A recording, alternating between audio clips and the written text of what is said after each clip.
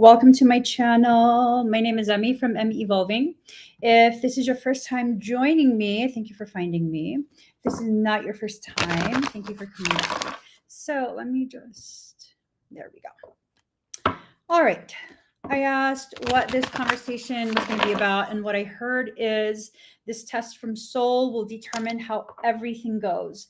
So there's some sort of testing happening. I like tests sometimes. I like to study.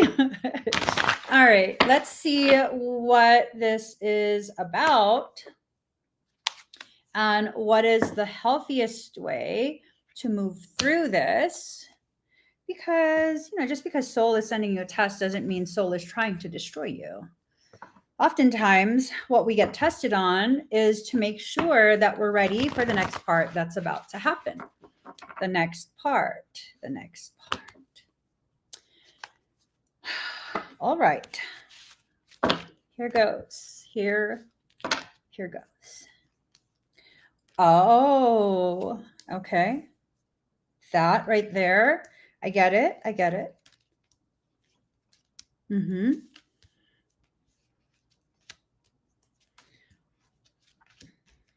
Okay, so there's going to be a potentiality of a sense of destabilization happening in your life. This sense of destabilization is something that's going to help bring an end to specific types of cycles, specific types of interactions, because we have the stability card and then the death card, stability being in reverse. Part of how we're going to navigate this is by understanding the need for boundaries, right? So death, stability in reverse, all of these things, these are all leading to a message of conclusion. There's a need for whatever yucky experiences, yucky connections, whatever it is. There's a need for it to come to a close, to be allowed to end. And I think maybe you're like me. I'm kind of like, once I have committed myself to you, I'm pretty committed. It's hard to get me to commit to people. That's reality. But once I actually do commit to it, once I see you as a friend, I mean, man, even when you're unhealthy for me, I will hold on to that. And so one of the ways that my soul gets me to kind of get back in alignment with what is healthy for me, right? It will help me to see things by allowing circumstance that oftentimes is very like destabilizing for me. You know what I mean? It's something that's very like, I have to see some of the ugliest parts of you and have that like really seriously directed at me, and no opportunity, no mutual desire for that to be kind of talked out. Because I don't believe that friendships, relationships are needing to be perfect. And I think if you're looking for something perfect, you're going to be very unhappy. You're going to be very disappointed, because really in life, this concept of perfection as defined by society right now, it just does not exist. It doesn't exist. So if you can allow yourself to recognize that and not look for perfection, but instead look for reciprocity, look for resonance, right? You don't have to like the same things. You don't have to think the same things and see life in the same way. But if there's a situation where, one or both of you your feelings are hurt or something like that, and there's no desire to hear what's happening to the other person, how they're receiving your actions, your decisions, and you not being able to say if you need to say something to the other person, that's not sustainable. That's very unhealthy. It's very, very unhealthy. When people who I care about let me know, like, hey, your actions inadvertently hurt me, I'm like, okay, tell me what happened. Tell me from your perspective, because I need to learn like, okay, this is how you received it. So Next time, I'm going to have to clarify. I'm going to take that into consideration so it doesn't happen again. If you genuinely, truly love someone, whether platonic love or romantic love, the way your actions, the way your words are received, if it's negative, you want to change that. Why? Because you don't want them to feel that way. If that's not how you intend to be received, and it's made clear that that's how it's being received, there's some clarification that's needing to happen, right? So I think that's what this is that um, maybe maybe it's something that's been an ongoing type of conflict between you and another person. Maybe it's you've been keeping like your thoughts to yourself. You haven't been sharing how it's negatively impacting you. You haven't spoken up about whatever you need to say, and now you're reaching that point where it's like you can't take it. It's important for us to also note, because for me, these things are common sense, but I understand not everyone sees life in the way that I do. So just because I am verbalizing to you my needs, my boundaries, and how you are falling short of that, in my opinion, it doesn't mean you're going to have to hear me and listen to me and change things. It's when someone really respects and loves you that they take it upon themselves to see, like, oh, okay, I didn't mean for you to receive that in that way. So I'm going to have to change the way I approach that so that we don't repeat this, because I don't want you to be upset. I don't want your feelings to be hurt. Right? That's how I see things. But I also sometimes will see things where if someone is just being ridiculous in their expectations of me, because I'm just a regular person, right? Your expectation of me is to coddle you, and that's not going to work. That's not going to work. You're not going to have your expectations met by me. I'm sorry. That's not how I work. It has to be mutually beneficial, at least for me. So if you're resonating with this and you're like, okay, I think you're talking to me. I think that soul is trying to let me know, like, this imbalance that's been going on in whatever connection, whatever environment, it needs to be spoken out loud at this point so correction can occur. And then you think you're going to talk to them and they're going to receive it in the way I would, where it's like, you know what? I didn't realize you were receiving it in that way.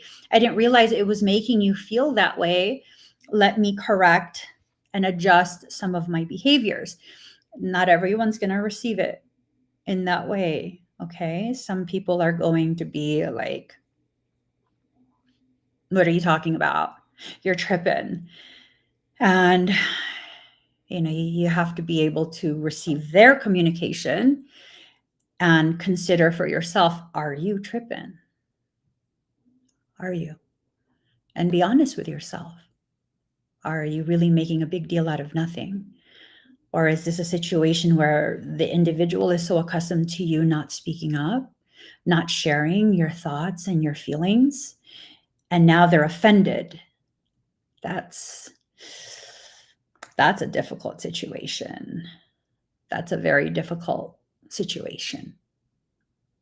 Because now you have to consider, is this a mutually beneficial thing? I see Sylvia says, I give so much more than what I take back. That right there. So Sylvia, I'm not addressing you directly. I am using your comment as a point of reference for the thoughts that have been inspired by what you wrote. I used to feel that way for a very long time because I give so freely of myself to others, and that's a part of my personality and my character. So what I had to learn is that if I am giving with an expectation of receiving equal measure from the individual, then I'm not giving freely of myself. That's a transactional connection. I'm viewing it as a transactional connection. And when I say I give freely of myself and I don't get back, I'm talking about the ways in which I'm supportive, encouraging, empowering. Like, if someone's saying something about you and you're not in the room, you don't have to ask me to speak up for you, I will absolutely speak up. And here's the thing, and this is quite possibly the most powerful thing I realized. I was existing in a space of martyrdom. I was doing these things not because I'm a good person, but because I was insecure. And I, for some reason, thought that if I overextend myself, then they're obligated to do for me what I'm craving, what I'm needing from myself. And so one of the most powerful things I did with that realization for me is that I began doing first for me before I do for others, making sure that my needs are taken care of by me, because no one else is obligated to do that. No one else's job is to make me happy. That's my job. And so when I give, it's from an overflow of the excess of what I've already used for myself. Just because you fill someone's cup doesn't mean they need to fill yours when yours is empty. That's just kind of how the world is, right?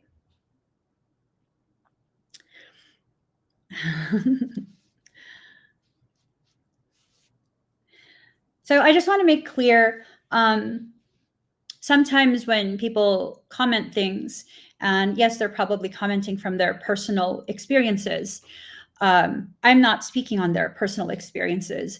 I'm using that inspiration from what they wrote to speak about my personal experiences. I can't speak about other people's personal experiences.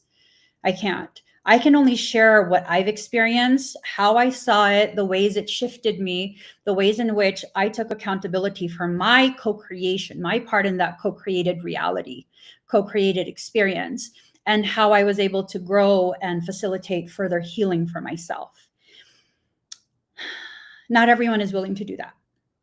So it's not for me to comment how it should go for someone's specific circumstance, unless of course it's a situation where I'm doing expedites and I have been paid to do an actual personal reading for a person. At that point, yes, I can comment. But outside of that, all I can do is really speak about my experiences and how those experiences have really been so crucial in me furthering my development, furthering my reclamation of my personal power, because these are the reasons why things happen to us, so that we can take a look at how we co-created. That has nothing to do with blame, has everything to do with taking ownership of your power over your journey. If I see that I consistently am used, and I did at some point, I did feel that for a long time. I felt like people were using me. They were taking advantage of my kindness. But here's the reality. If I allow myself to pull that emotion out of the equation, right? And again, I'm only speaking about myself. If I allow myself to pull my emotion out of that equation and see it from a neutral space of observation, I saw that I had no right to make those accusations. Why? I offered. I initiated that. I offered. I insisted. I did it so often and made it so commonplace that they felt it's no big deal. I did that. This is not about blaming myself. This is about me recognizing what I was doing to invite that in. And I did it to a high degree. I'll share this with you. As part of my personal journey, it wasn't uncommon during that period of time for complete strangers to feel comfortably enough to message me to ask for $1,000, $1,500. Y'all, I was homeless. That was common knowledge. I was homeless. I was living in a parking lot.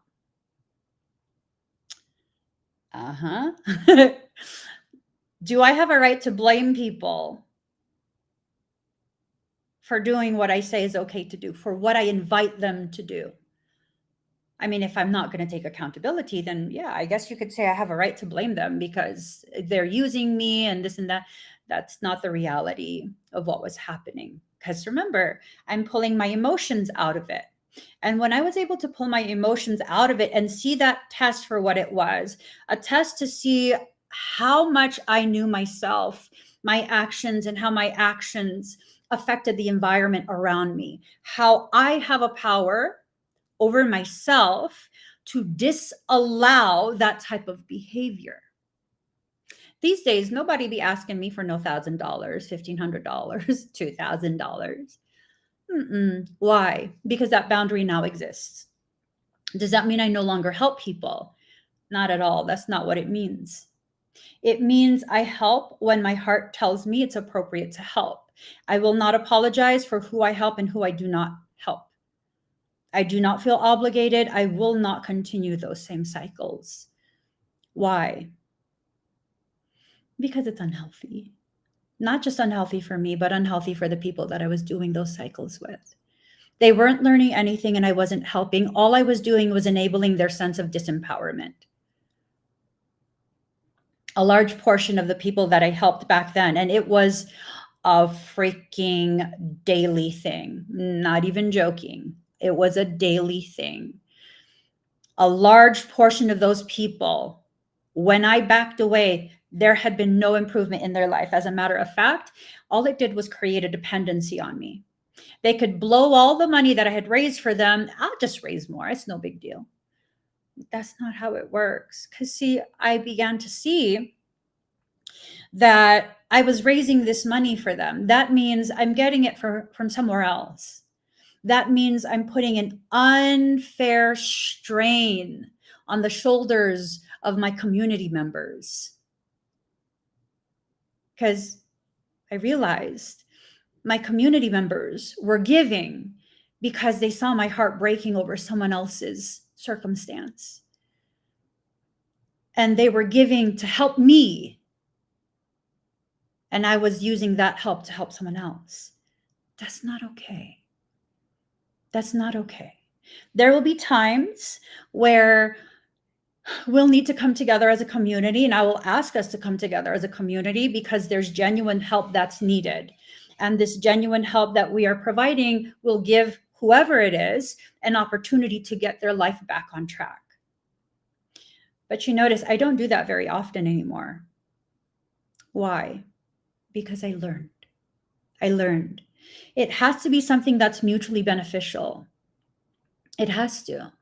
It has to be something that will help you to learn more about yourself, because if not, what is that connection doing? And this is really not the place where you're going to get encouragement to continue the same cycles with zero accountability for how you invite those cycles.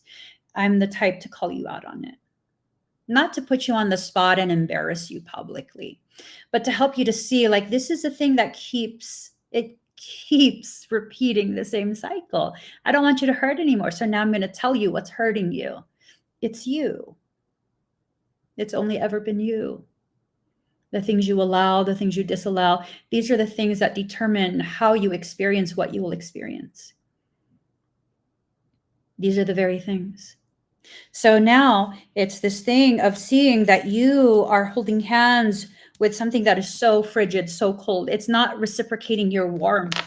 It's not allowing you to have that flexibility. Usually when something is exposed to extreme cold, even if it's something that's flexible, it becomes rather stiff. Have you become stiff? Have you become rigid in your view of yourself because you keep being cold towards yourself, or you keep allowing the people who have no problem being cold to you into your space, right? Now, do we need to blame ourselves? No, because what's that going to do? What's that going to do? Do we need to take accountability for the end result of the options we chose? Yes. Isn't that the same as blame? Absolutely not. Simple awareness of how you got to where you're at is not about blame at all. It's about awareness. It's like saying, okay, I made a left turn on this street and I ended up in the wrong place. That's my fault. Oh my God, that's my fault. What the fuck's that going to do for you? However, if you see it as, oh, holy crap, I made a wrong turn on that street. Okay, I need to go back to that street and get back where I was. because I turned on the wrong spot. Now you have the opportunity to correct the direction you're going and end up where you're supposed to go. There's no need to attack yourself. So you made a wrong turn.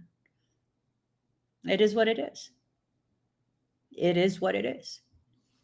So, containment in reverse. There's something that's going to be set loose. I feel like this has to do with your emotions. I feel like whatever this is that the containment in reverse is going to be dumped out. I feel like it's your emotions and you're just going to, if you've held it in for too long, yeah, it's going to come out like that. So at this point, you have two options. If this is resonating with you, you can either slowly begin to say things that need to be said, or you can continue to wait and have the same coping mechanism, the same pattern, and then you can get triggered at some point and like verbal vomit. And that's probably going to negatively impact you. Typically, people who are highly empathic, once they get off their chest the things they need to get off their chest, they feel badly. They feel guilty, like, oh my God, why did I say it like that? Oh, I should have said it in a different way. I should have handled it differently. That's what happens if you keep stuffing things down and you have no other place to put it anymore. It comes out in whatever way it comes out. So those are some of the things that you need to take into consideration. That containment, there's fires that are being stoked. Someone's fanning the flames. Is this conflict? Give me 1 second. Is this conflict? Is someone trying intentionally to destabilize you within your own life? And you don't know, is this like a frenemy of some kind? Now I'm all super curious. Listen, if this is a frenemy, you are still partially co-creating that, because there's this part of you that allows them to be in your space and have access to you, the type of access that only friends should have. Did you guys know that sometimes your definition of a friend is different than someone else's? For me, by the time I call you a friend, you're basically family to me. And I realize for most people, a friend is what I would consider an acquaintance. So like, we know each other. Would I allow you in my home? Would I allow you near my children? Probably not. So then you're not a friend. You're an acquaintance. But for most people, especially for society, we can call everyone we know a friend. Like, oh, yeah, that's a friend. Oh, that's just a friend. To me, that means something way, way different.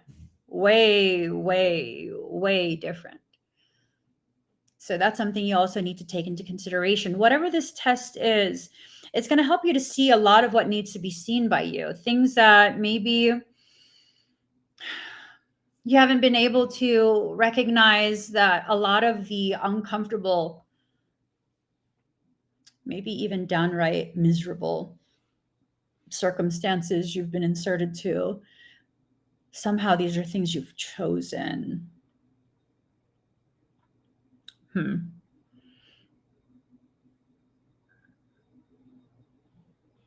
Is this your way of punishing yourself? Is this your way of being punished?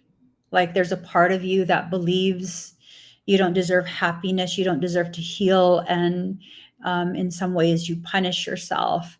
And part of how you do that is you find the people who are not just capable, but they're absolutely willing to treat you with disdain and disregard intentionally.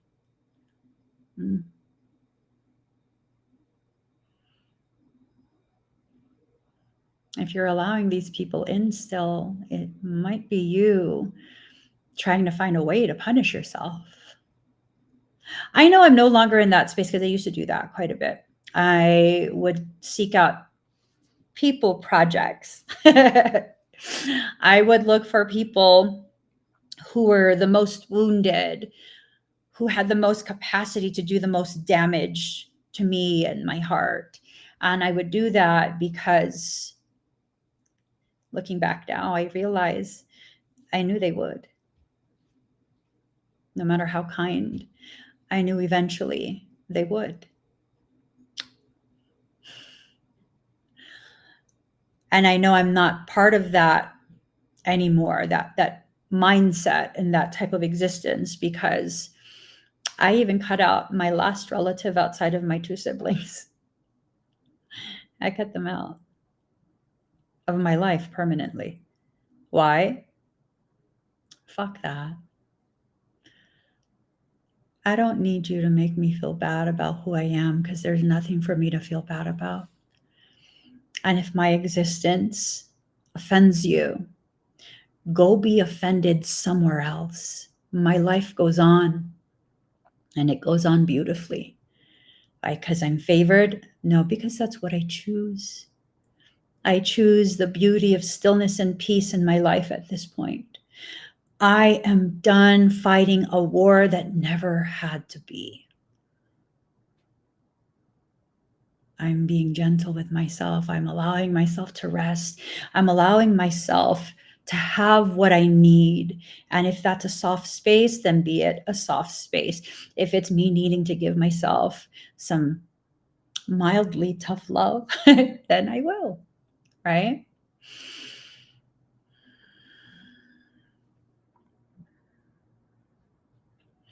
So I see a question. How come I deserve happiness with these types of people in my life? I think the real question is, how come you don't deserve happiness even with those type of people in your life? It's like to ask how come you should deserve happiness when you have those type of people in your life. It's almost an implication that they need to give you permission to be happy. And I'm over here like, no, fuck that. Fuck you. Been there, done that, never again. No, absolutely not. Absolutely not. And in some instances, I'm happy in spite of those people. That even if I was in a bad mood, just because I see that you want me to be unhappy, I'm going to find reasons to be happy. Not fake happy. I'm talking genuinely happy. Genuine happiness is powerful. Why? Because you no longer subscribe to this mindset that you need someone else's permission to feel what you feel. Yep. So, secret. There's something that is going on behind the scenes, and I think it's going on inside of you, and that needs to be alchemically changed. What does alchemical change mean? That means once it changes, it will never go back to its original state again. What's an example of this is water being turned into ice and alchemical change. No, because it can return back to liquid water.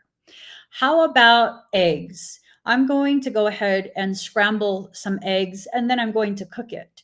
Once you cook those eggs, will it ever go back into that liquid state again? Nope. No, it won't. It's alchemically changed.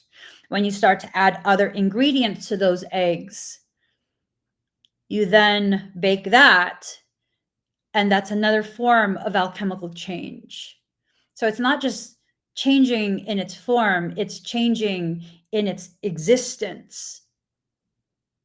What types of alchemical change are you going to attempt? Because for me, the degree of alchemical change that I want and that I'm allowing myself to do is no longer simply having scrambled eggs. I would love some crepes and pastries and all kind of stuff. I'm hungry. I'm hungry. So I would do that. I would do that. Why? Oh, that's so much more work. Why are you going to do that? It's so much more enjoyable. I'm no longer of the mindset, and I don't think I ever have been of the mindset of, oh, that's just too much work. That mindset irks me. Too much work. You want something to come easily to you. Okay. Well, if it comes easily, is it worth your time? Because everything that's contributed to my growth in the most exponential way, everything that's contributed to my success in the most exponential way has been stuff that's been really, really difficult.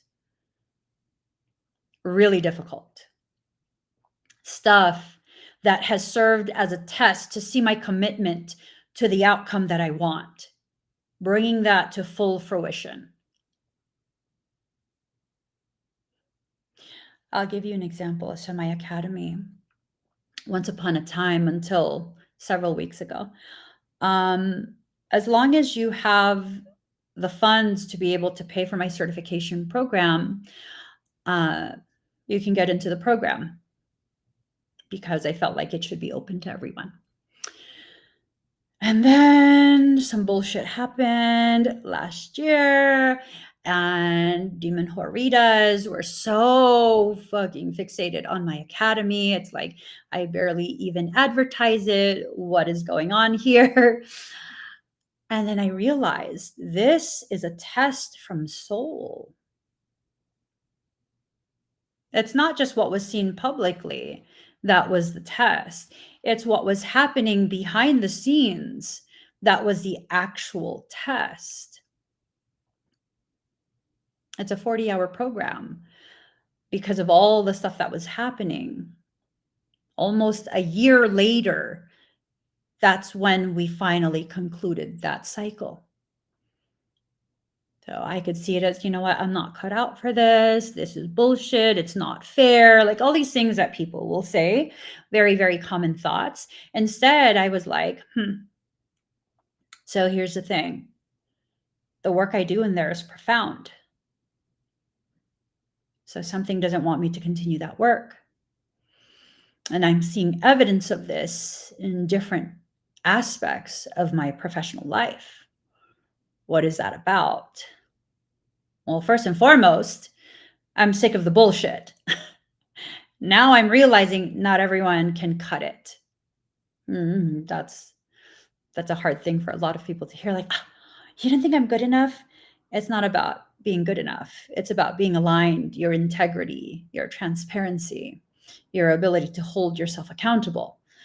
Those are very important characteristics that I can't teach. You either have that or you don't. And if you don't have that, you're not aligned. Don't waste your money. No refunds. So then what did Soul do? Soul instructed me. This now needs to be an exclusive program. And what does that mean? There's now an application process. And there's now a board, a separate board, who determines who is aligned. You take aptitude tests, and then you're going to do a video interview. And then the people in the board, I'm not deciding. It's my academy, but I'm not deciding. I'm working on trusting myself and my intuitive awareness of people's character. I still sometimes will gaslight myself, like, no, don't think that. That's mean. Don't think that. A demon horita is a demon horita is a demon horita. I still feel bad for people, though. So I have to remove myself from that equation. So then what happens? Well, Soul tested me to see if I would double down on my decision to be a professor. I am. And as a reward for my commitment to my path, about 90% of the requirements before I can apply for that .edu extension to be seen as a higher learning institution, a full-blown university. About 90% of the requirements have just been met. Fuck yeah. I'm serious. All because I chose to rise to the challenge that my soul presented me. Everything is ironclad. There's an admissions board. There's an admissions advisory board as well. There's an application process. There is exact protocol. When this happens, this is the result. Everything hammered out. Everything hammered out. And I will say, I received several applications, and I was able to go ahead and do the scoring rubric for one. Oh my God, you guys.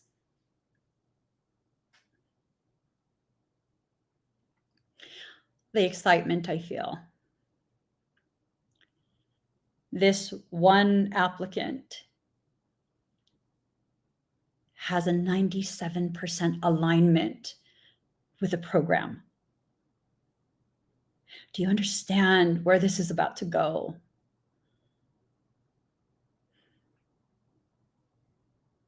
And yeah, it is a challenging course. And I have heard from quite a few of my graduates who are college graduates, some holding multiple degrees from a BS to a master's degree. My program is the hardest program they have ever done, but the most rewarding. These tests that we go through, they test us to see if we're ready to exit out of these cycles. Are you ready? Are you ready to exit out of those cycles? Or are you simply spinning in place because your imagination is telling you that you need to continue to spin in place? Have you been gaslighting yourself? Have you been allowing yourself to listen to the grumbles of the miserable people in your life? What is it? What's happening? What's happening in your journey? What's happening? It's an invitation to dive for light, to go deep within yourself, deep within your awareness of yourself, and really allow yourself to see that spark of light that's surrounded by darkness. Darkness is not intrinsically evil. Darkness is the portions of us that we have partitioned because we were shamed about being that powerful, about being that aware, that gifted, whatever it was that the people in your environment as a child could not handle. You were conditioned to partition it and hide it away. That is what your shadow is. These people on social media trying to convince you that your shadow is evil, is wicked, is blah, blah, blah, blah, blah. They have no idea what they're talking about. Yet they keep talking. They keep trying to dictate to you how to feel about yourself, how to exist, how to move through a circumstance they know nothing about. And they can keep doing that. The real question is, why do you listen? Why do you listen? I'm laughing because Michael goes, yeah, you don't listen to anything. I mean, I pretty much don't listen to you, but I do listen to other things. Yeah. Why do you listen? Why do you listen to people who are using you and your circumstance as a way to elevate their perception of themselves? A large percentage of people who have a considerable platform, they've focused on building that flat platform simply to feed and fuel their ego. How can they care about you if that's what they're doing? Am I talking about someone in particular? No, but if the shoe fits, bitch, lace it up, double knot it, and then walk the fuck out of my space because that shit's not welcome here. I said what I said. I said what I said. What? I don't have your permission to say that? I don't give a fuck. I don't. Yeah. Sorry that I'm not sorry. Because I'm not. I'm not. Okay, so release the dark wound, let love live. In order for you to allow yourself to heal, you need to let go of your death grip on your anger, your negative feelings about how someone at some point treated you in some way that you didn't like, right? I had plenty of people try and treat me in ways I don't deserve. They're not my problem. And if they're my problem, then what happens? They're still not my problem. I have legal who takes care of that. Yeah, I'm actually serious. If they do enough to be my problem, they're still not my problem. They're my lawyer's problem. All I claim are the solutions. All I claim are the powerful circumstances that will catapult me forward even further. And those powerful circumstances are all about my decision on where I will put my focus and attention. That's what it's about.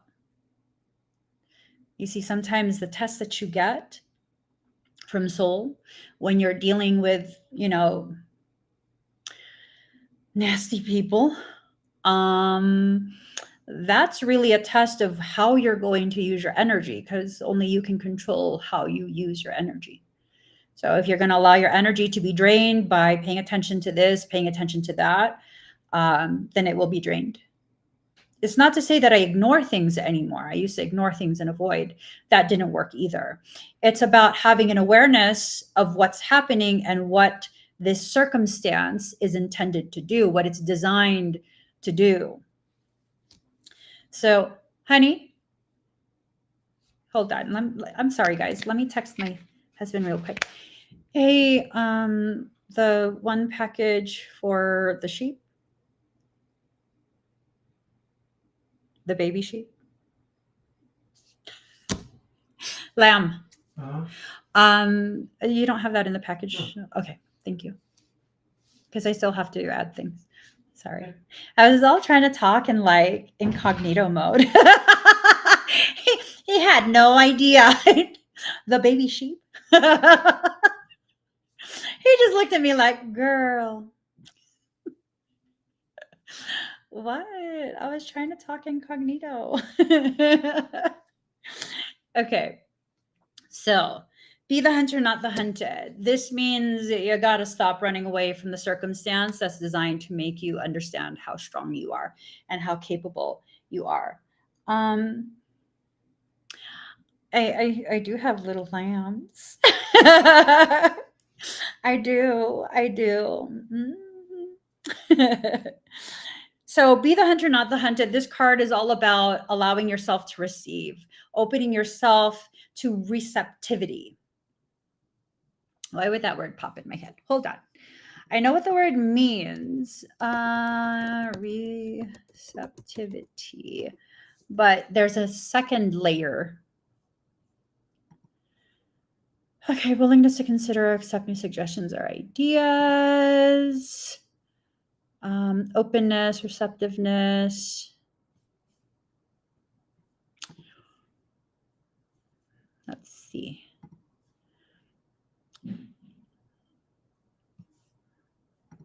It says willingness to listen to and accept new ideas and suggestions. For example, let your body language, eye contact, and facial expression show involvement and receptivity. Oh, are you wearing a mask? Is that what the message is?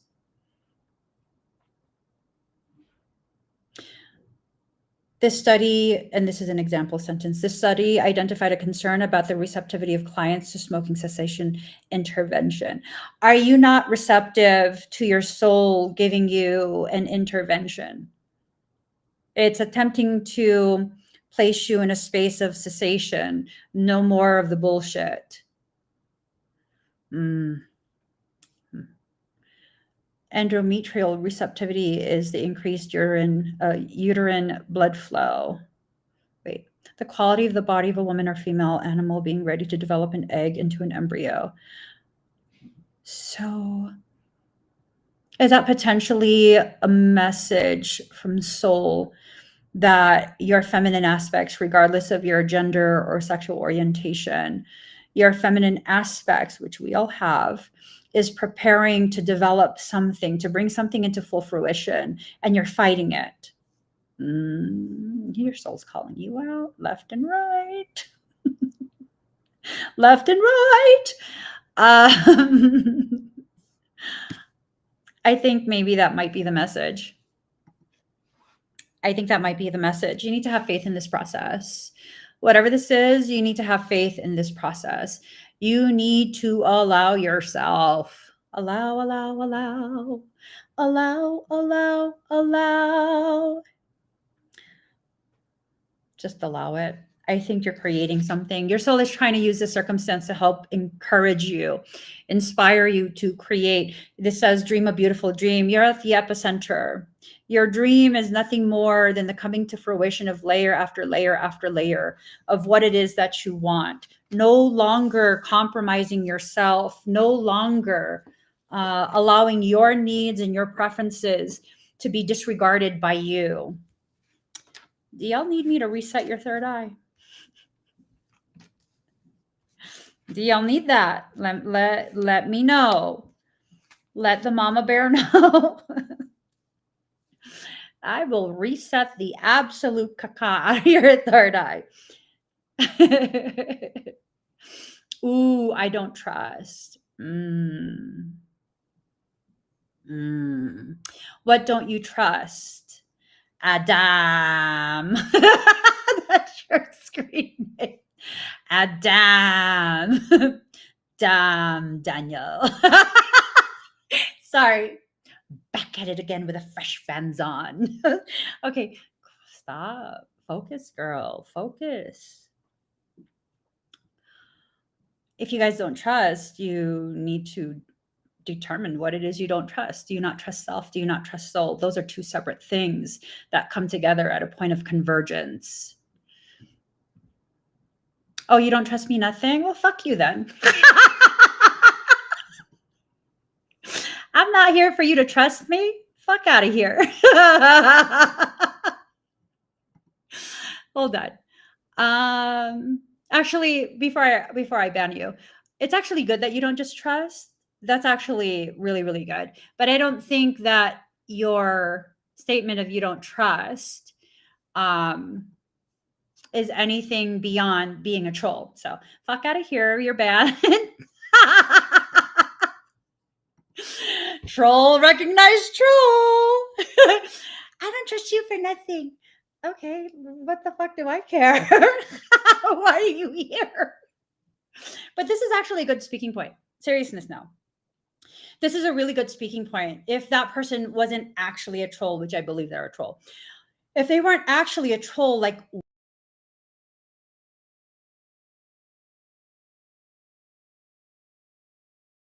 in a space that you don't feel. That's a third eye reset. Third eye reset. Third eye reset. You need to make better life choices, Adam. He does. She does. He does. They do. I don't know. Whatever. Okay. They need to make better life choices. If you're in an environment where you don't feel like you can trust anyone in that environment, you can't trust the energy, the ethos that exists in that space. Why are you there? Untamed strength. What? Untamed strength. Untamed strength. Notice how I claim my space. Notice how I wasn't offended that they don't trust me, but it's like, this is my space. If fuck out of here. Fuck out of here. I determined you're here to be disruptive. Fuck out of here. You think I'm embarrassed? Absolutely not. I'm very comfortable being publicly belligerent, but not intoxicated. I have no problem with it. Why? Oh, I don't wear a mask. I don't. I am who I am, and I'm always going to be who I am. I no longer feel the need to cater to the preferences of people who want something from me but are not willing to accept me. Right? I have had experiences of people getting really angry, like, why do you laugh so much? Why do you talk about yourself so much? Just read the fucking cards or go to someone else's fucking page. Why are you here? Or people have gotten angry with like, I subscribe to you and now all you do are Pisces readings. Then fucking unsubscribe. I'm not even doing readings. I only put Pisces in the title, or used to. I would put Pisces in the title of my YouTube videos because of the algorithm.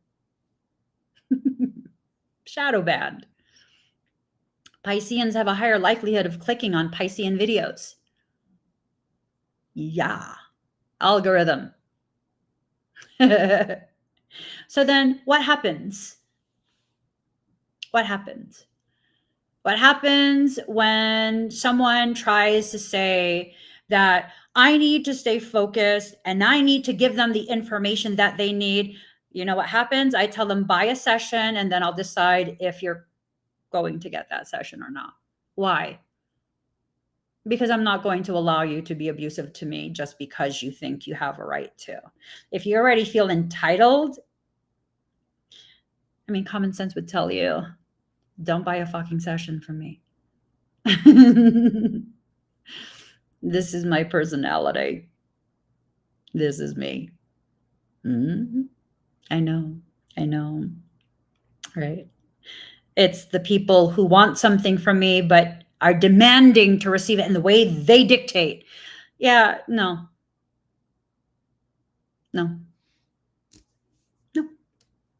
So Arcturian activation. I don't know if you guys know this. So this is my deck. It's not for sale anymore. I have, I think, one or two left. I don't know where it is. It's somewhere in my office. I have one or two left, but they're not listed online. If you're one of the few who were able to purchase my deck when it was still available, when you see activation, it's actually programmed to activate. You see, this artwork was done for me. I commissioned a very good friend of mine who is an absolute living crone, powerful in her space and her energy, amazing artist. So she created this art for me. She gave me physical art. It's not digital, it's physical art. And what did I do? I went ahead and I coated it with selenite. I save all the powder, all the dust from when I make selenite swords. I save all of that. And I coated it with selenite. So it's a high resolution scan. That means what I programmed in that selenite. It's programmed in the cards. This is an Arcturian activation. If you're wanting to receive this, put Arcturian in the comments. Yeah, this is how my cards are supposed to work. I don't tell people this. This is how my cards are supposed to work. So you simply look at this image.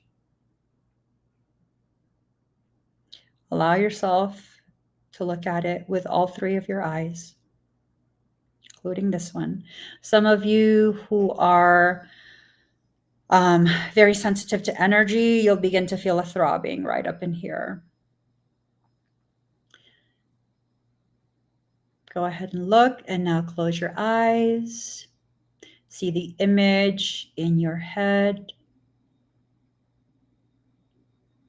and feel that energy flowing through you. Arcturians are master healers. It's my primary filtering before I entered into this physical form. It's my primary filtering. This is not violating sovereignty. What this does, it facilitates what your higher self is attempting to do. If your higher self is attempting to go through an intense healing process, then it will facilitate that. That card presenting itself is telling me that you are being placed on a solid foundation from which to see yourself. How do I know this? Well, it's card number 34 for a reason. 3 is a solid foundation. 4 is the self. You're being placed on a solid foundation from which to see yourself. And if you're able to do that, 3 plus 4 is 7. 7 being the number of completion. That means this cycle is complete and you're ready to move to the next part. Higher self is another term that's used in spiritual circles to refer to a higher portion of your consciousness. You have multiple higher selves, and depending on which higher self you are addressing or interacting with, again, this is a portion of your consciousness, then that's what's going to determine the actual patterns and lessons that you're going through. So you have a higher self that's anchored at each harmonic universe. So typically the highest people go is their avatar self. There's more than just the avatar. There's more than the avatar. And each harmonic universe is responsible for an identity station. So you have, for example, harmonic universe 1 is the incarnate self. It's just your physical form, your physical identity. For me, it would be Emmy. That's the only thing that it knows, that it governs. Harmonic universe 2 is the oversoul. So that's where you start to enter into a space of awareness that you have existed before this physical form, and you will continue to exist beyond this physical form. So most people are dealing with harmonic universe 2 higher self. That's what they're doing. Harmonic universe 2 higher self does not know about your Christic consciousness, your Buddhaic consciousness. It does not know about your Rishik consciousness. It does not know about these spaces that you exist in that you have no idea exist yet. But if you allow yourself to just really connect, not with anything outside of yourself, just with you, depending on which aspect of you, that's what you're going to be able to address. You're looking at trying to live in a more heart-centered way. Harmonic universe 2 higher self is fully capable of that, because guess what? Fourth dimensional level of consciousness is in harmonic universe 2. That's a heart-based connection. That's also the astral realm. What does that mean? A lot of fucking demonics up in there. So if you're calling other things in to assist with your process outside of yourself, whew, whew, that's a prime opportunity to learn a lot through suffering and struggle, though. But you can still learn.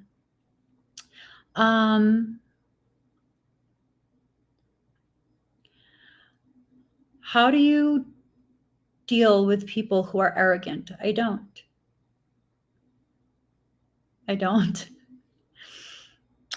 When people want to interact with me to present themselves as more intelligent, I just don't interact, period. Why? Well, they can go on their own channel and have their own live stream to do that. But I mean, you could correct them but they're not interested in that. So you know how there's that saying, when you argue with a fool, there's now two fools arguing. I'm just saying. So, and I'm only speaking from my level of awareness. So it's like this thing of me trying to prove to you that I'm more right than you. How do I know I'm more right than you? How do I know? And if I'm still interested in proving these things to you, then that tells me I'm not as evolved as I think I am. I'm not as evolved as I present myself to be. So when someone's arrogant, that's their own karma to harvest. What does that mean? I could expound on so many different topics and give you something to inspire you to learn more about yourself, about the concept, not because I'm an authority on that, but because I have experience in it. And here's the information, go explore. And part of their karma is they're going to forego that gift that I am willing to give, but not to arrogant people. Why? Because they're not interested in truth. They're interested in how they appear and where they position on that social pecking order.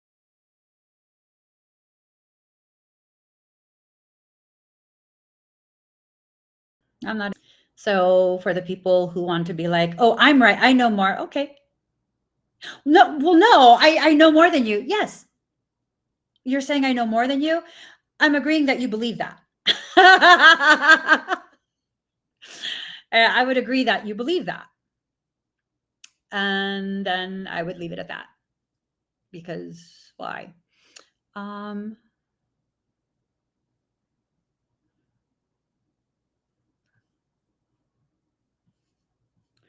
What happened?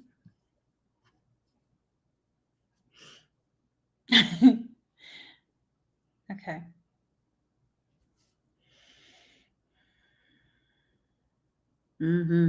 So you're pushing things away because you're continuing to hold on to an identity that you've outgrown. And then galactic heritage in reverse. I think for some, this is indicating that you are falling into an ego trap. You're falling into a space of over identification. You're identifying as something more than what you need to identify as. So in spiritual spaces, you'll see quite a few people like, oh, I'm Arcturian. Oh, I'm Lyran. Oh, I'm Pleiadian. I'm Syrian. I'm this, I'm that. I'm a Blu-ray. I'm a star seed. There's this one person who was saying he's Jesus. Literally, he believed he was Jesus. That's not the funny part. The funny part is that he said I was Mary Magdalene and I was his wife, and that I needed to be because I've been married for 26 years and not to him. The fuck? Yeah. That was fun. That was fun, wasn't it? Yeah. Over identification will get you messed up in your perception of yourself. So, this galactic heritage, my logic, as someone who's been filtered through every type of matrix and species within the matrices, my only identification is human and mother. Why? Because I mean, I do have a right to claim those other things because they are part of my history and rich heritage as a soul. But why do I only really claim mother and human? Well, because if that wasn't the most important thing and the most important experience, I wouldn't be human in this life right now. I wouldn't be in human form. Claiming everything but what is the most important for you to experience in this moment is not going to serve you. It's just not going to serve you. I know. I'm so glad I can laugh about it now too, Charlie. Because that shit was not funny while it was happening. It was just not funny while it was happening. Yeah. Yeah. Growth. Growth is about realizing that you don't need to be elevated amongst others. And as you grow, you just naturally become elevated. And that really doesn't mean anything. It doesn't mean anything. My logic. If you're able to do more with your gifts than the next person, that means that's because you were supposed to. You have a task that requires those gifts and abilities, and therefore they're left open. They're left accessible, right? So, just one of those things. Charlie, that period was a test. It was a test to see if I would fight for myself. It was a test. I'm actually still in the legal, I still have a case open. I did win the criminal case. And it really was a huge test from soul to see if I would fight for myself. And I shared this with my lawyer. Like, I never fight for myself. I'll fight for everyone else, but I never fight for myself. It was just time. It was time. Because how can I be responsible for a community that I don't allow myself to be a part of? Because if I will fight for all of you, which I do, I fight for all of you, but I won't fight for myself, then that means I'm not part of the community. If I say, I love you guys, but I can't show love to myself, that means I'm not part of the community. So Soul had me go through quite a bit for me to realize ways in which I kept choosing the same things over and over and over. And that's why now, you try and interfere with my journey in the right way, I'm absolutely litigious. I don't just go looking for people to sue, but I will use the legal system in the appropriate way to protect the assets that I have created, that I have birthed into existence. I will not allow anyone to fuck with any of my businesses. Absolutely not. Absolutely not. Before it was no big deal, no big deal. It's a big deal now. If I'm preaching to you guys on a consistent basis about loving yourself, having boundaries, enforcing those boundaries, that you are worth the fight, and you see me consistently not fighting for myself, what am I really telling you guys? What am I really showing you? Because you don't learn from being lectured or told. You learn from witnessing. You learn from observing that. And I don't regret it one bit. I don't regret a single penny that was spent on that. Pennies that I earned. It's important. It's important. Being able to see the ways in which you continue to repeat the cycles. And every time it repeats, it gets more and more potent until finally it's something. I should have never ignored that.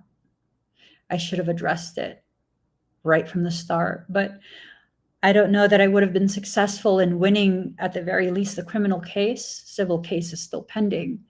I don't know that I would have been successful in winning that, because it was their own doing that became their undoing. You see, I do sometimes have an avoidance tendency, right? And this person assumed that I would avoid, which I avoided interaction, I avoided answering. And they continued to attempt to verbally abuse me via email, through live streams, and all of that. And they thought that there was no evidence of anything, that I was deleting all the emails. I have, I think, over 2,000 emails that were never deleted. Complete with an email stating their plan to the T of how they would punish me through the court system. And they would have their mother lie on their behalf. It was their own words. It was their own words that ultimately put them in their proper place. Everything in my life that's publicly visible is documented. Everything. From TikTok live streams in the comments to any type of communication that comes in on all platforms, including emails. All of that is documented. All of it. I'm very transparent, very honest. Everything documented. Why? I was lucky enough to be raised by a narcissist. I'm not a byproduct of a narcissist who has dysfunction. That's another test that my soul put me through. And I learned. I learned. Yep. No text message, no email, no nothing is ever deleted. Ever, ever, ever. Ever, ever, ever. You see, when you get tested by life, when you get tested by soul, you learn from it and carry forward, or you don't learn from it and you continue to repeat it over and over and over. Some people think that because I've entered into my peaceful space, there won't be consequences for certain things. To the individual that's attempting to do blood magic behind the scenes while I'm live, and you're watching me while I'm live to see if there's any effects,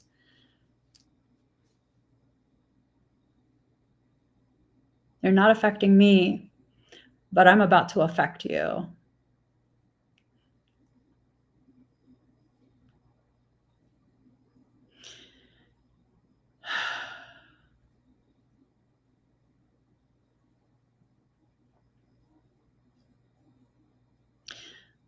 Do you need me to show you how far outranked you are?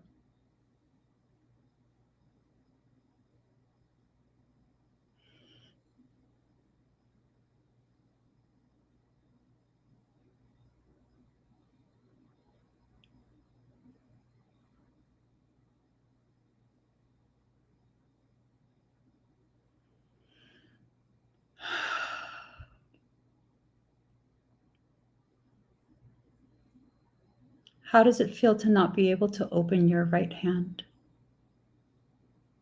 It's cramped. It's not. I'm holding it shut, using your muscles.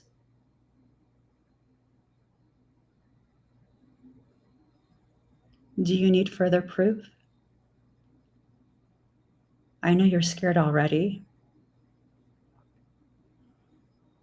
Do you want me to rummage through the filth of your life and bring to the surface your most horrible traumas?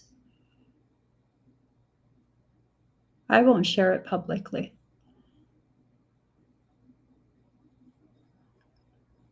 I can access your brain, and you can't stop me. Do you need me to preoccupy you for the next several months? It will take you several months to process these traumas. Or is it enough for you to just know, don't fuck with me? First, it won't work. Second, you might catch me on a day where I don't have as much self-control, at which point I'll probably get irritated. Not even mad yet, just irritated.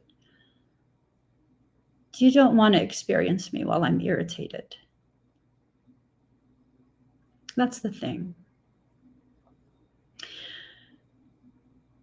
Whatever it is that you allow your attention to go to, it has to be worth it. It has to be worth it.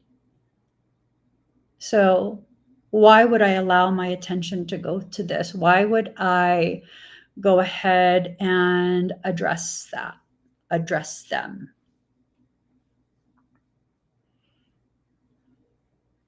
Because they're harming birds. And I don't appreciate that.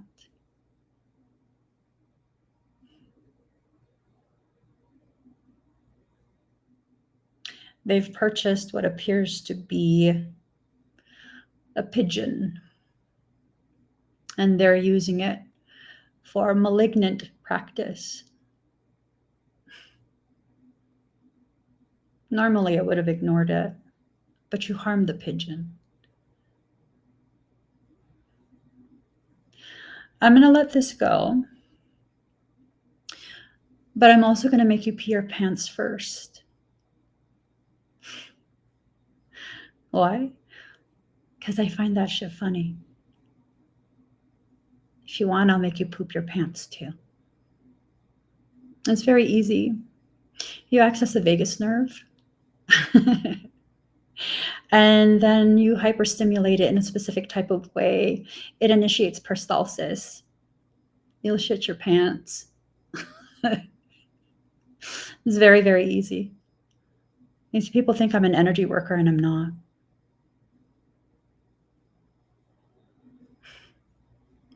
People think I use Reiki and don't. I don't. What is it that I do? Well, what I teach is part of the fundamentals of aura spectrobioregenesis. That's the system that I came into this life remembering. And then, unfortunately for you, much like most Asians, I was groomed since childhood to become a medical professional, in particular, a cardiothoracic surgeon with a secondary specialty in neurosurgery. I know the nerves very, very well. I know their functions. I know how to access. I know how to hyperstimulate. You know, if the central nervous system is accessed, there's no limit as to what I can do regarding a horrible experience for you. There's no limit. Unfortunately for you, I wasn't born wicked. Not in this life, no. The wickedness not allowed in this life. So I'll be satisfied with just making you pee on yourself, which you already have. You're not drinking enough water. Your pee is super concentrated. And based on the stench, you might want to get checked for diabetes, your early stage diabetes. Your pee's foamy too. Not good. That's not a good sign. Your sugars are spilling over. I know. You think I'm crazy because I'm giving you information about your health when you try to negatively impact mine. You see, I'm not you. I'm not you.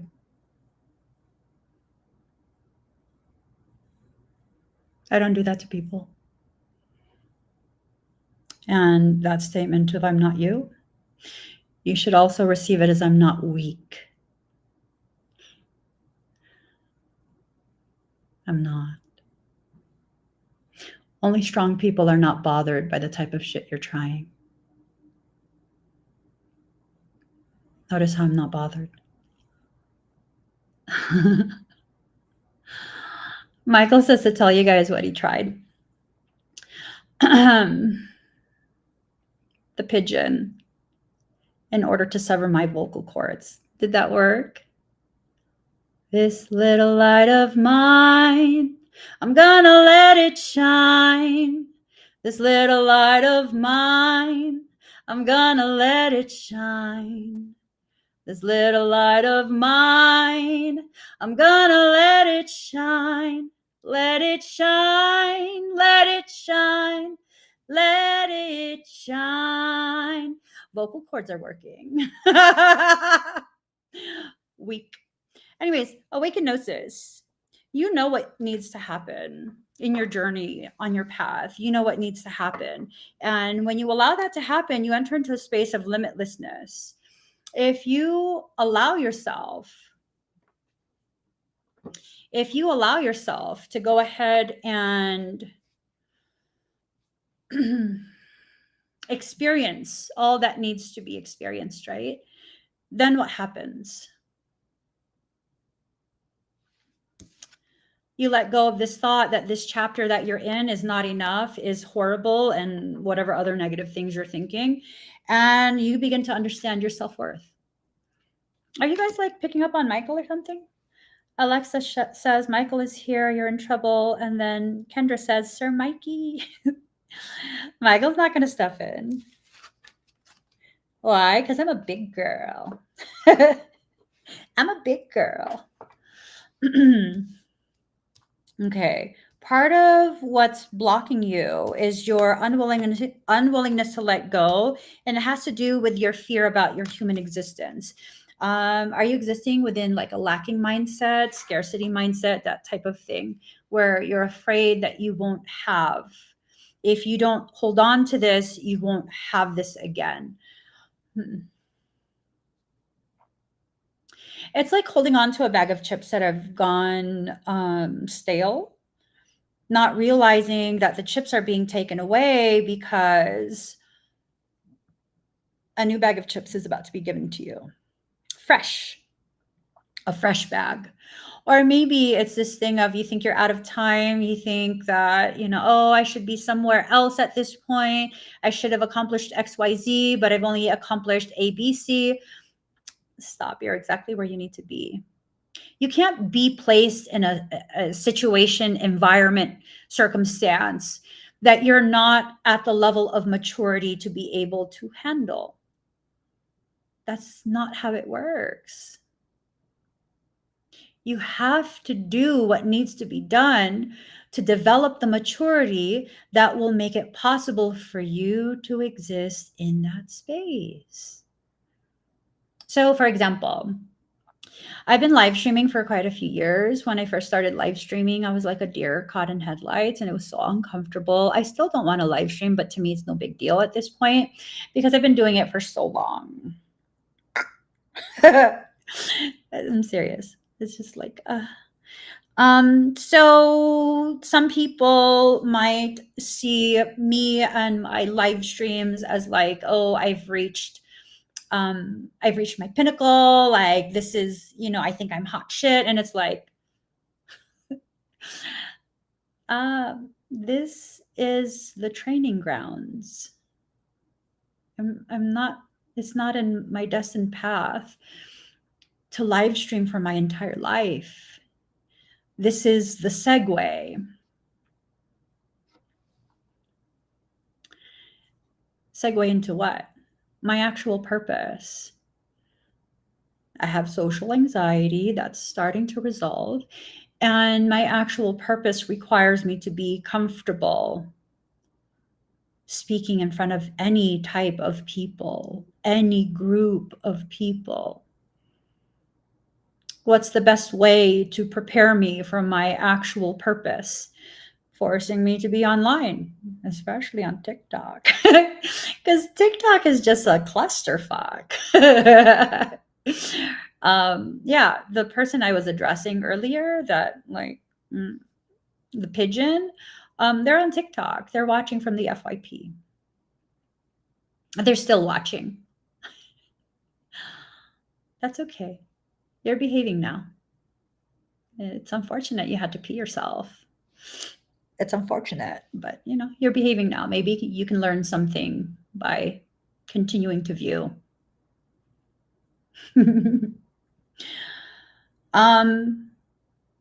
So my purpose. I'm meant to speak in front of large groups. I am designed to be a public speaker in addition to quite a few other things. This is simply getting me comfortable with it. I know that at some point I'm not going to be live streaming to this degree. Why can't I just do public speaking now? I don't have the level of maturity quite yet to speak in front of the groups I'm destined to speak in front of. I still have a bit of growing that I need to do. Yeah, you can go ahead and compare me to the average person. That's not going to matter because the average person is not destined to have the purpose that I am destined to have. So there's no point in comparing. I've heard people tell me over the years, like, Emmy, you already are such a powerful public speaker. Like, you should just do it now. I am aware I don't have the level of maturity that I need to have. Not quite yet. It's almost there. It's almost there. I need to have a level of maturity to address dignitaries. it needs to be a level of decorum that I'm averse to. And my aversion to it is evidence of my needing to work on some of that maturity a little bit more. It's not evidence of weakness or delay or inability, incapability, or any of those things. I will be in the places I need to be when I'm ready to be there. There is no rushing it. There is no forcing it, nothing. There is simply acceptance and awareness and willingness to be actively present in the process of cultivating what needs to be cultivated. Just so impatient. Just so impatient. You need to be patient with your process. Yes, love remembers. You will know in the moment. You will know in the moment. I was aware of my increased maturity the moment I had the last in-person event and I began to speak to the participants who showed up. It was a long lecture that I was doing on specific subject matter, and it felt so natural. It felt right. There was no forcing it, no nervousness about it, no nothing. It was just right. And I knew in that moment, I get it, soul. This is really what I'm supposed to do. Okay. Okay, I guess I can't hide behind like live streams my whole life. This is what I'm going to end up doing. And my soul is giving me a little more time to also accept, organically accept the reality of some of my purpose. So if you guys allow yourself to recognize the process that you're in, you'll begin to realize quite a few different things. I do want to share, I'm going to be rolling out 2 new workshops. I haven't posted it on the website yet. My 2 new workshops, let me, dun, dun, dun, dun, dun. I don't know where I put it. Okay, workshop. Here. One is pertaining to energetic self-defense. Since I am no longer, for the time being, I'm on hiatus with extractions, I want to give everyone an opportunity to learn how to properly defend their space. And then the next workshop, the other workshop, is a really, really important one. It's designed for those who are established energy workers, spiritual healers, spiritual and life coaches, mediums, and channelers. This next workshop is teaching you ethics.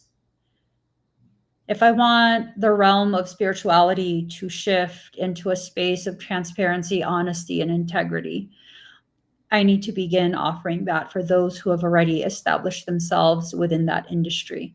That industry is extremely devoid of ethics. And the most powerful way to pressure inject the appropriate levels of ethics into that industry is by me teaching it. So this is, I think it's going to be like a 2-week course. It's going to be, so maybe about 16 hours, a 16-hour course on energetic ethics and how to move through it.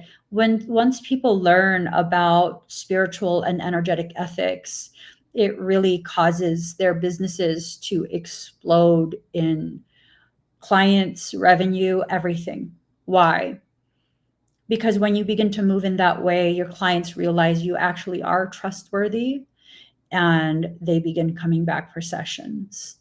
They begin really, really enjoying their time with you. And then they share this with their friends and their family.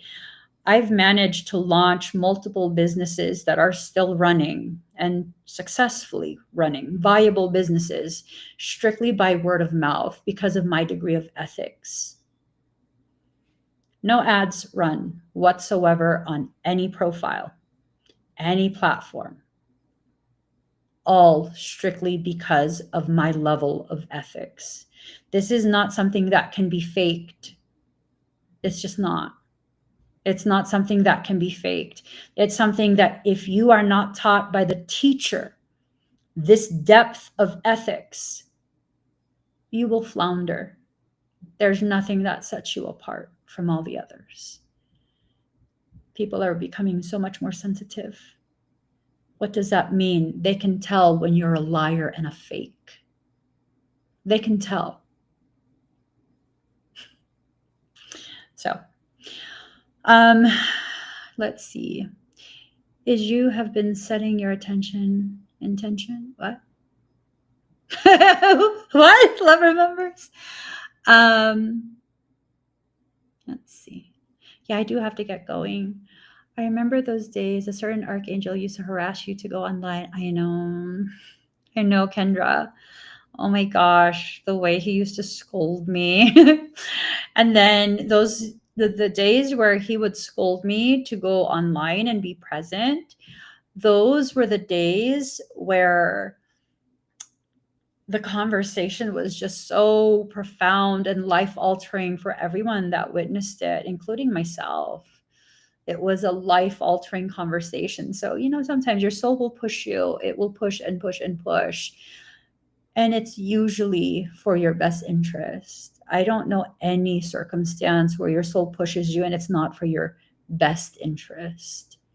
So allow yourself to really build that sense of trust between the self and the soul, so that way you can move through your journey in a more comfortable manner.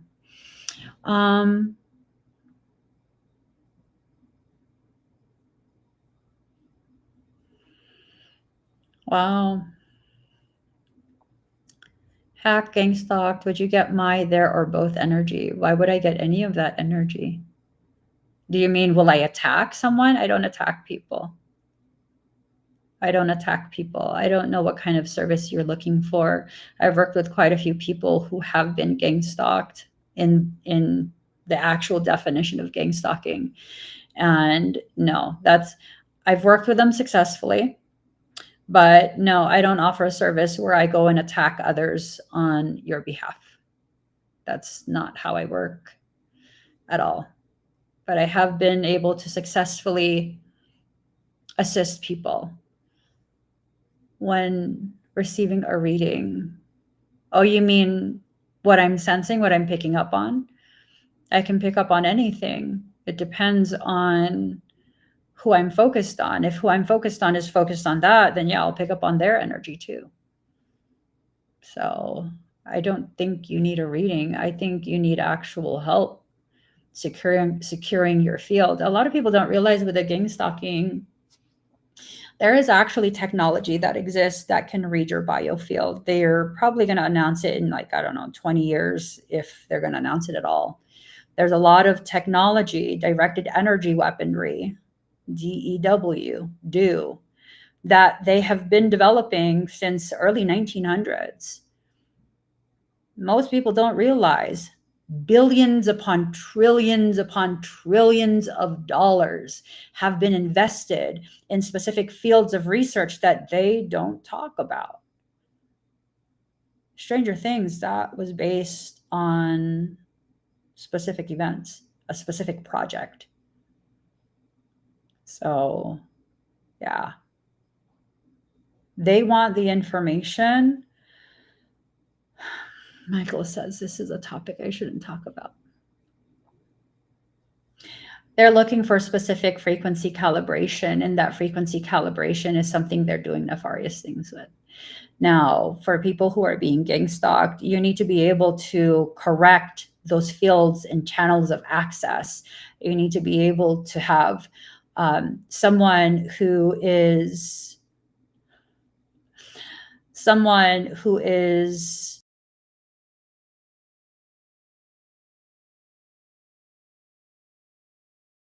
to the degree that they can halt.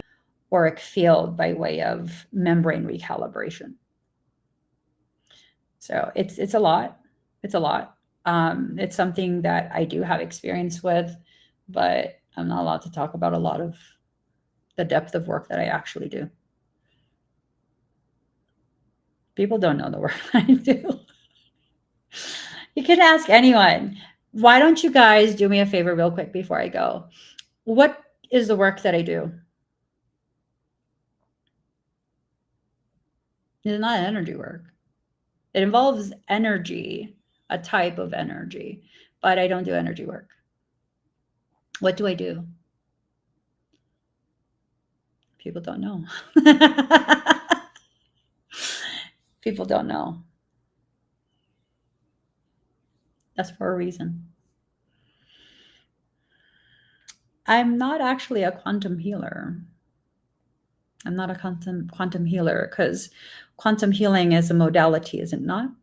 And it's not a modality that I've been trained in. So people don't know. They can't describe. They don't know how to describe it. It's something you experienced. Hi, Krista. Krista says you mentioned it a while ago, but I freaking forget now. So yeah. Blue Lady says, knowledge of bioenergetics of the human body, it's a big deal.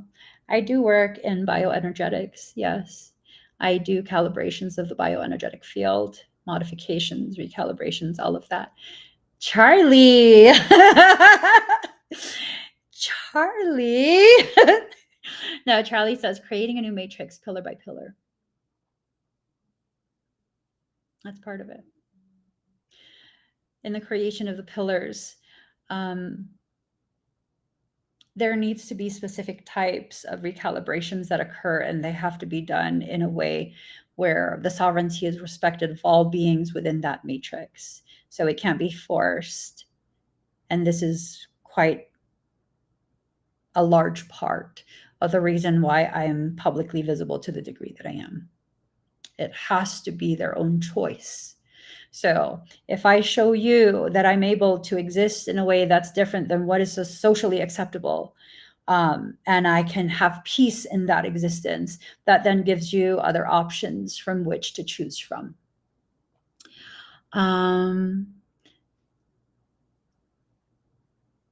Demel says, yeah, it's a trip. I've done quantum healing and Reiki, but your teachings are built different. It's very different. It's very, very different. It cuts out all the bullshit. I can teach my system to young children and they can be potent AF. Morphogenic bio-recodement regenesis. I love that you guys are using some of my terms. It's still scratching the surface. Yeah. Yeah. At the core, I'm nothing more than a facilitator. I'm simply facilitating an organic process that has halted, that has been derailed, that has been distorted due to interference, external interference. And I simply restore the original blueprint. I do more than that, but if it's something you really need to wrap your brain around, it's restoration work. Shadow work is not going to help you.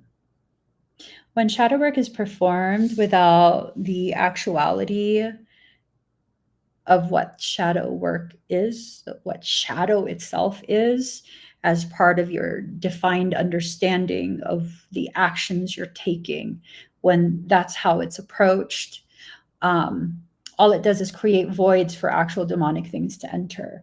Part of the reason why they've pushed forward the whole shadow work branch of spirituality is it creates further voids within the space. And those voids, by nature of the way your morphogenetic template is structured, any voids will be filled. If you don't intentionally fill it, something will fill it for you.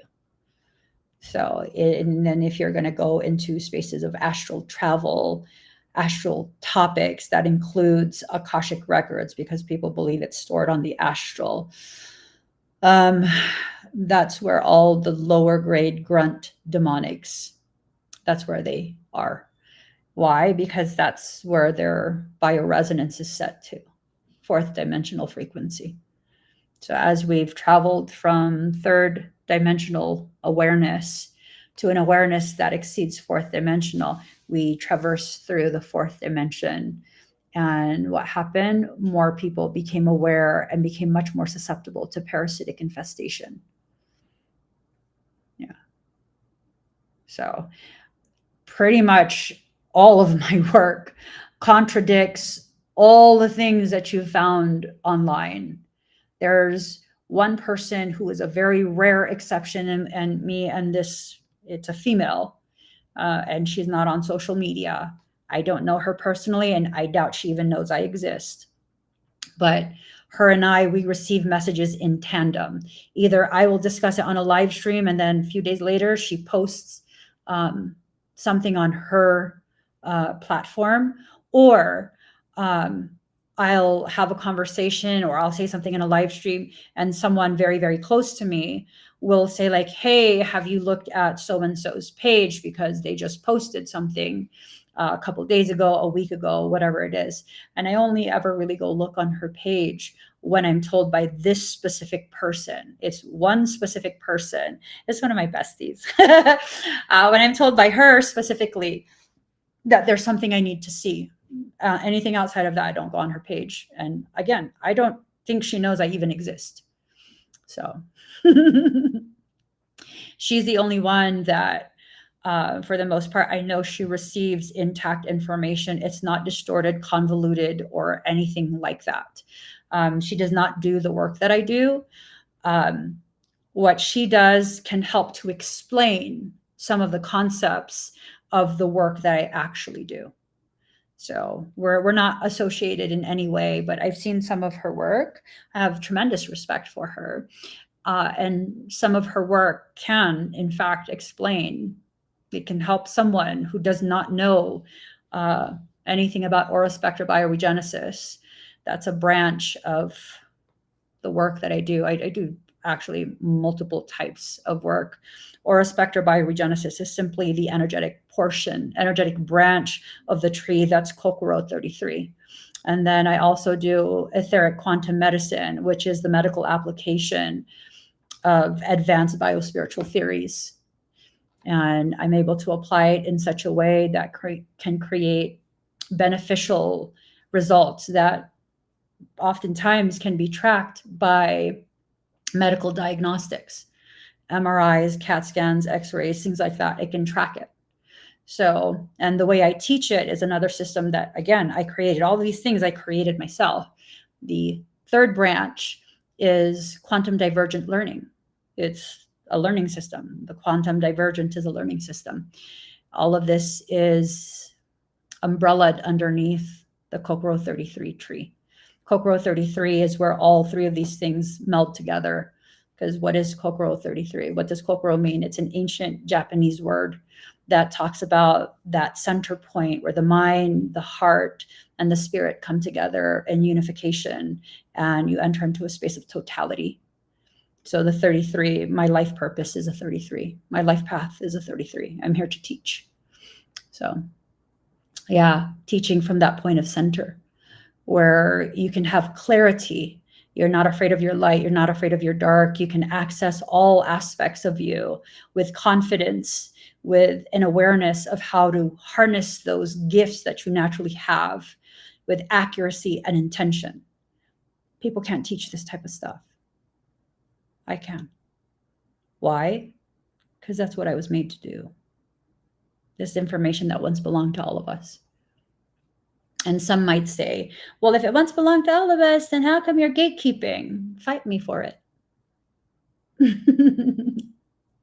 Fight me for it.